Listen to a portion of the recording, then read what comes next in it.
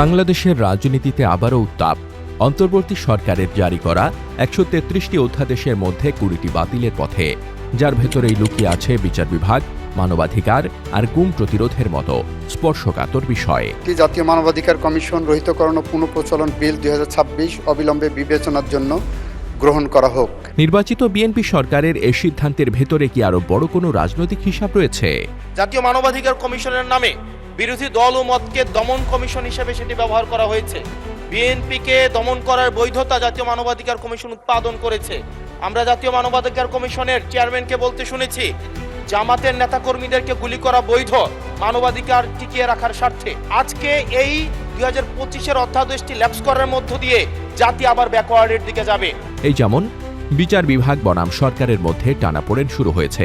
একদিকে সরকারের দাবি সার্বভৌম ক্ষমতা জনগণ ও সংসদের, এর বাইরে আদালতের সার্বভৌমত্ব থাকতে পারে না। তারা যে সমস্ত প্রস্তাবাবলী দিয়েছেন আর কি, যেগুলো আমরা বিচার বিভাগের স্বাধীনতা নিশ্চিত করার জন্য উপযুক্ত বিবেচনা করব, অবশ্যই সেগুলো আমরা ঐকমত্যের ভিত্তিতে গ্রহণ করব। অন্যদিকে হাইকোর্টের কড়া বার্তা, ৩ মাসের মধ্যে সুপ্রিম কোর্টের জন্য স্বাধীন সচিবালয় গঠন করতেই হবে।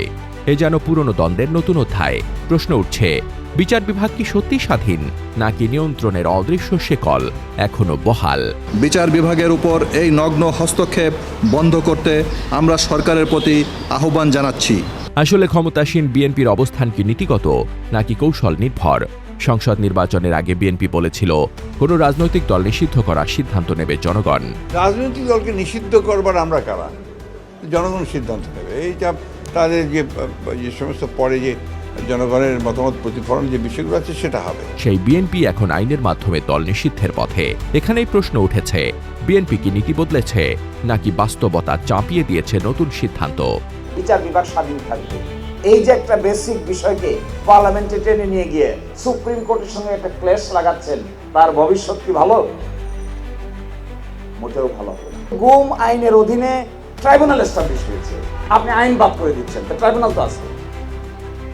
আপনি সুপ্রিম কোর্টের বিচারক নিয়োগের অধীনে বিচারক নিয়োগ হয়ে গেছে, বিচারকদেরকে ঠিক রাখছেন, আইনটা বাদ করে দিচ্ছেন, তাহলে বিচারকদের বাদ করে দেন। যে আইন করেছে জুডিশিয়াল অ্যাপয়েন্টমেন্ট কমিশন, এই আইনের অধীনে ২৬ জন হাইকোর্টের বিচারক নিয়োগ হয়েছে। তবে নীরব বিপদ সংকেত হয়ে দেখা দিয়েছে গুম প্রতিরোধ ও মানবাধিকার অধ্যাদেশ বাতিলের সুপারিশ। কারণ হিসেবে উঠে এসেছে, গুমের মতো ঘটনায় নিরাপত্তা বাহিনীর সংশ্লিষ্টতা থাকতে পারে বলে তাদের বিচারে আইন করা যাবে না। ডান দিকে দিছে, গুম নামক অপরাধের সাথে রাষ্ট্রের গুরুত্বপূর্ণ সংবেদনশীল ব্যক্তিবর্গ জড়িত থাকে মর্মে এই আইনটিকে ল্যাপস করে দেওয়া দরকার। আরে তার একটা আয়না করবে। কিন্তু সরকারের এই যুক্তি কি দায় এড়ানোর ইঙ্গিত, নাকি ভবিষ্যতের জন্য আরো কঠোর নিয়ন্ত্রণের পথ খুলে দিচ্ছে? মানবাধিকার কমিশনারকে তুমি দুর্বল করে দিচ্ছ, তুমি গুম কমিশনকে তুমি করে দিচ্ছ, বাতিল করে দিচ্ছ। তার মানে কি আমাদের আইসিটি আছে সেটাকে তুমি আন্ডারমাইন করছো? তার মানে কি তুমি যখন পাওয়ারে এসছো তখনই আইসিটির প্রসিকিউটরকে সরিয়ে একজনকে দিয়েছো? এখন প্রশ্ন দাঁড়াচ্ছে, জনগণ কোথায় যাবে? গণতন্ত্রের স্বাদ পেতে রক্তক্ষয়ী গণঅভ্যুত্থানের মাধ্যমে স্বৈরাচারী শেখ হাসিনাকে বিদায়ের পর তারা কি আবার সেই একই আবর্তে পড়তে যাচ্ছে?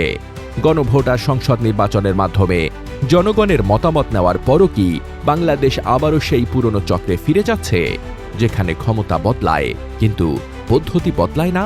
ঘুড়িকে আপনি আকাশে উড়িয়ে দিয়েছেন, সেই ঘুড়ির লাটাই যদি আপনার হাতে থাকে, ঘুড়িকে আপনি যতই উড়ার স্বাধীনতা দেন না কেন আকাশের মধ্যে, সেই ঘুড়ি সেখানেই পাক খাবে। আপনি যখন টান দিবেন তখন আপনার কাছেই ফিরে আসবে। বাংলাদেশের আইন, রাজনীতি আর বিচার, এই ত্রিমুখী টানাপোড়েনে এখন সবচেয়ে বড় প্রশ্ন একটাই, গণতন্ত্রের চূড়ান্ত সিদ্ধান্ত নেবে কে? জনগণ নাকি ক্ষমতাসীনরা? এ প্রশ্নের সুরাহা করতে জনগণ আবারও রাজপথে নামতে পারে বলে আভাস পাওয়া যাচ্ছে।